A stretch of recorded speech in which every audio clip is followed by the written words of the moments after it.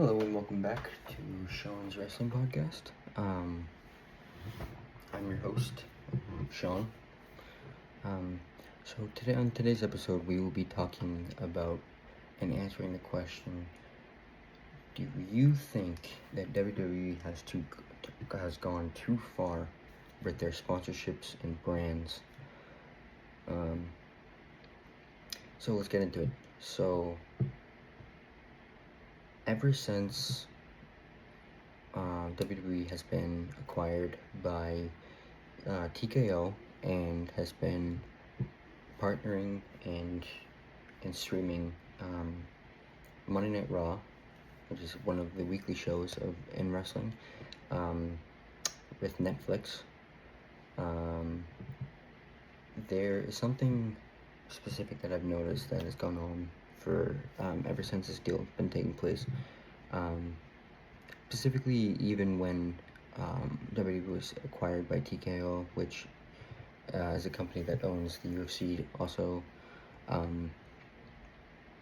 I've noticed that there has been an increased amount of brands and sponsorships and especially advertisements in the ring during matches. It's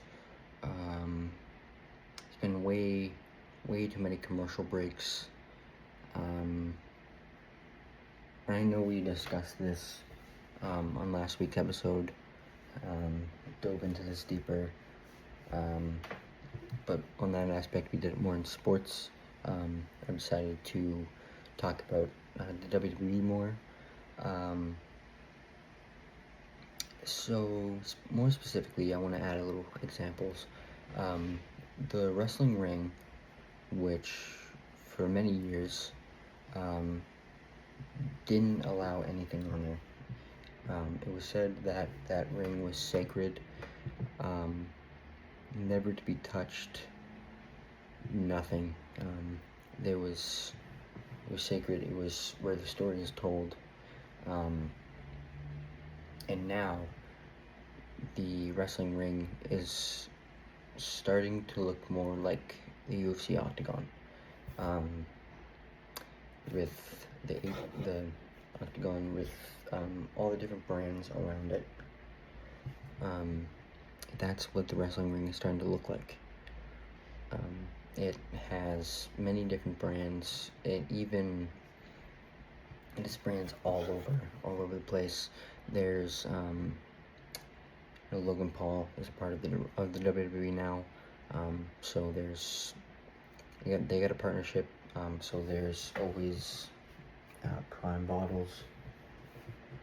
Ringside in this gigantic black cart that's always there every time. It's just getting a little bit too much.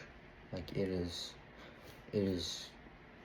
everywhere, and we see it all day, every day in the media. People use entertainment, sports, to really dive away and get away from the stresses of everyday life, not ads, but just get away from the world. And we see the amount of ads and sponsorships in things like WWE or sports events, and for me, I always thought that was sacred. I always thought that, yeah, there will be a couple ads because it's on TV, and there was always, the announcers were always promoting, oh, this match is sponsored by, but it was like twice in a 2-hour show. I'll get further into this, but it's, again, like I just said, I think it's too much. I think it's like it's hurting the product. Many wrestling fans have noticed that it really hurts, and it cuts time with on pay-per-views. It they gotta fill ad space, and they gotta have sponsorships and wrestling events this year. Ever since TKO acquired WWE, every single match is sponsored by something. There's always something on the ring apron. Now it's on the ring.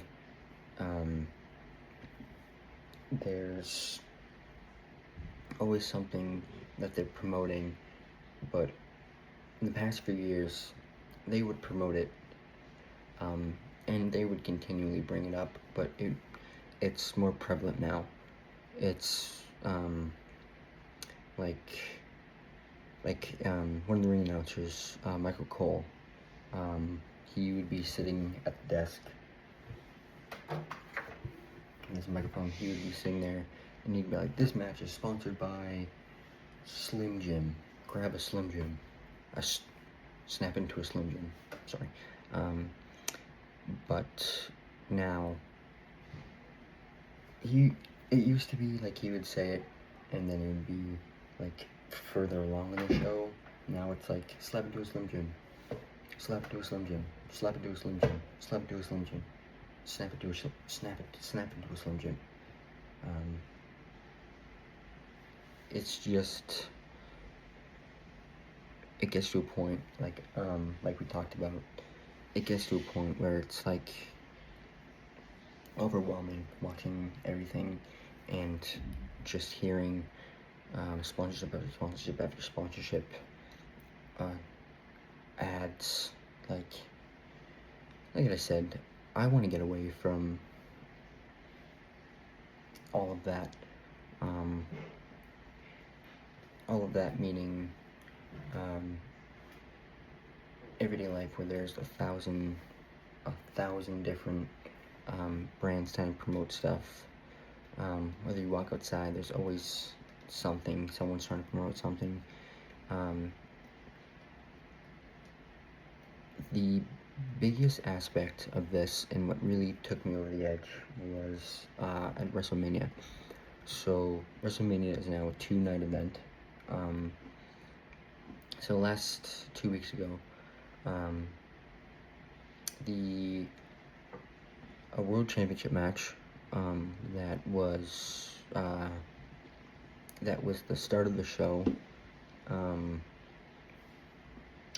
and in that match was a really beloved good guy named Jey Uso. This is actually his shirt.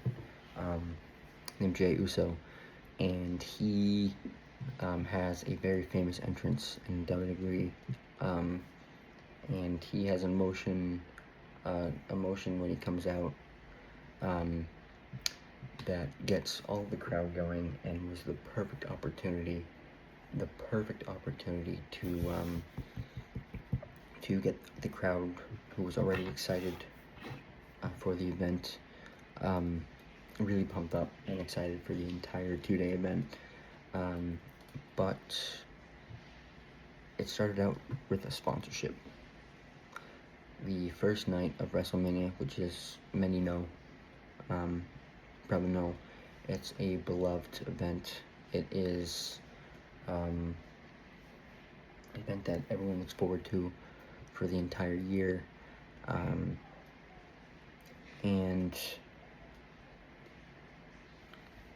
to start the event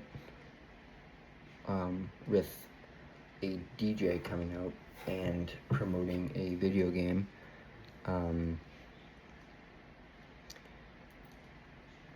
with dancers, and with dancers in the background, the camera panning, just was bad taste.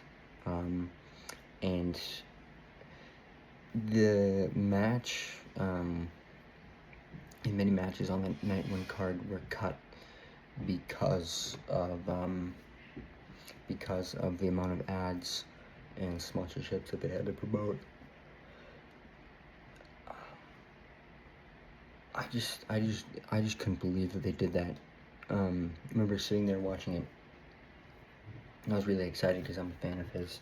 And I remember sitting there, and his music hit. His music hit, which is, again, a crowd favorite.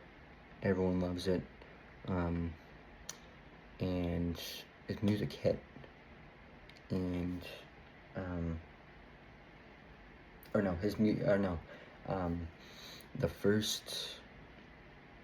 the camera pans, to this DJ. Like I just said, he was promoting a video game, which is a partner of WWE's. And they did that before Jey Uso's. His music didn't hit for another 45 seconds to a minute. And I was fucking shocked. I was like, what the hell is this? Like, why? There was increased anticipation for that entrance, because wrestling and WrestleMania entrances are always such a big deal. I couldn't believe they did it. And then Jey Uso's music hit like a minute later.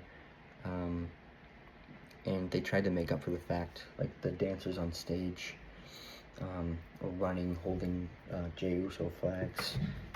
And I think it hurt hurt his entire entrance and the entire match. And they tried to make up for it.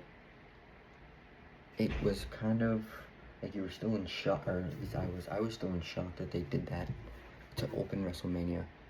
And they usually do festivities before that. Like, they usually have like a national anthem, like a singer perform, and all that stuff before.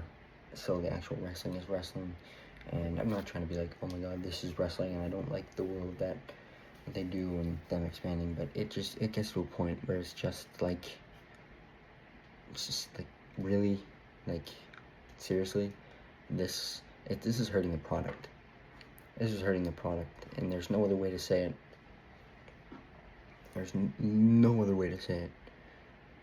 It's completely hurting the product. It's 1000%, and it's unbelievable. And it hasn't gotten any better. It's still the same thing on the weekly shows. Their next pay-per-view, Backlash, the build-up and the anticipation really hasn't been where it has usually been the last two pay-per-views. Even the build-up to WrestleMania wasn't that great, and I think I'm not trying to blame it all on the brands and partnership and stuff, but it has to hurt them in some way. Like, it has to come in.